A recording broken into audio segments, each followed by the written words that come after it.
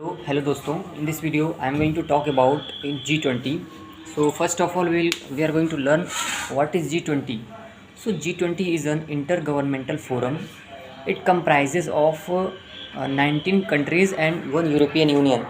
And the 19 countries are India, China, Russia, and Turkey, South Africa, South Korea, Japan, Australia, Indonesia, and South Africa, and Canada, USA, Mexico, and European Union, and some European countries also, UK, US, UK, and France, Germany, Italy, and yeah, these are the countries are the member of G20.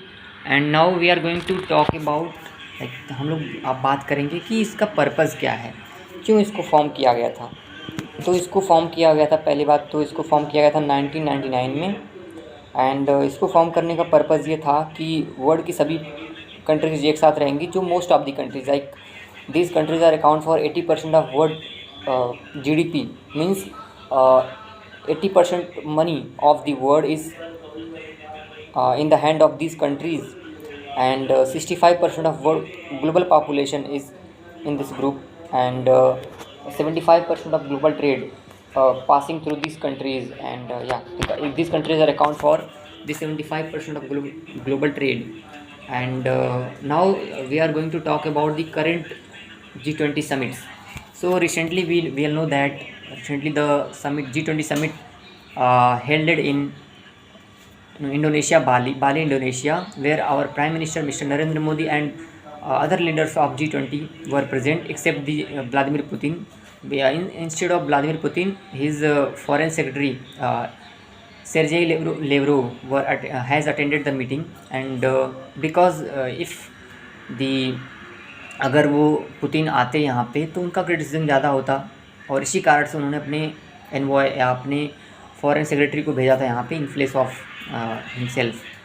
And after that, in that summit, our Prime Minister Modi said that this is not an era of war. Means it was a repeated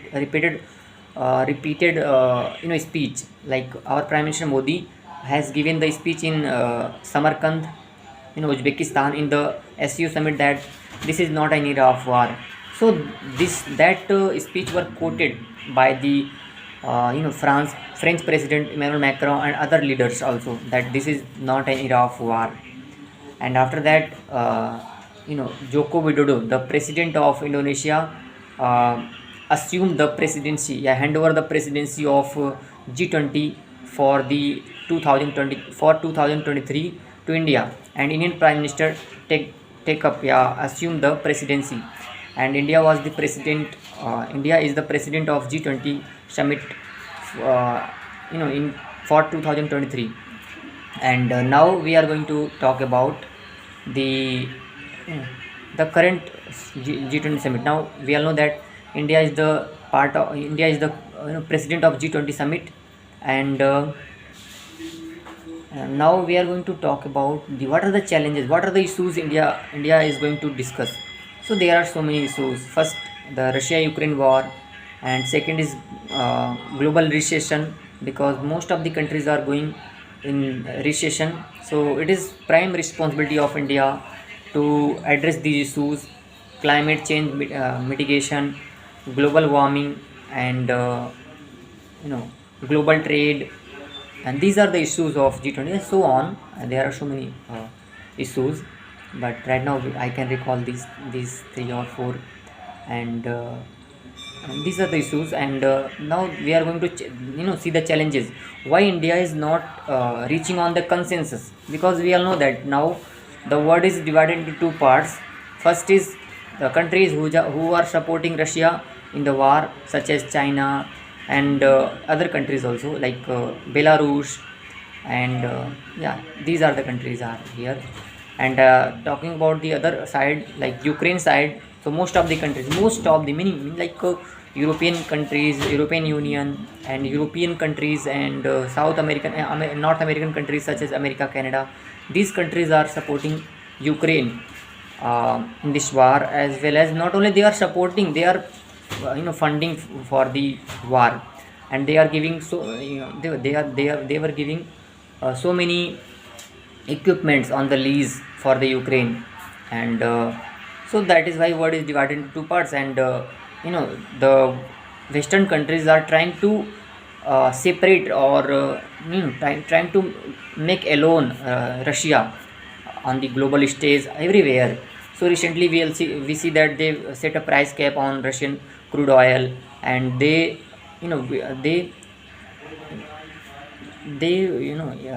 उन्होंने उन countries ने exit कर दिया Russia को, withdraw, not exit, like उन countries ने Russia को get out of कर दिया ग्लोबल पेमेंट से, global payment bank and Swiss bank payment से सिस्टम से.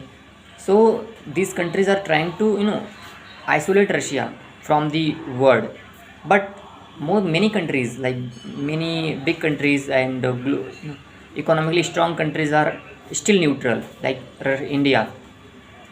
So it is the prime responsibility to make consensus between these countries. So this is the prime responsibility, and second responsibility is to to become the leader of global south. Like recently our prime minister held a meeting, or as Jaishankar said that India is the leader of G20, like not G20, global south, because southern countries are not getting participation in many areas. So India will take up take up their issues and keep it on the global stage, or raise it on global stages. So I think these were the primary responsibility of G20 summit. And now conclusion, I would say that this G20 presidency is going to help India to be a superpower, and through this India can solve many issues, such as people, like the world will see India's beauty, India's diversity and culture. So that is why our delegates, our bureaucrats, or other people, like bureaucrats have choose the venue different part of India, such as in Bengaluru, in Karnataka, in Bengaluru, in northeastern states, and Guwahati, Delhi, Jammu and Kashmir. And the most important summit happened recently in Jammu and Kashmir, because through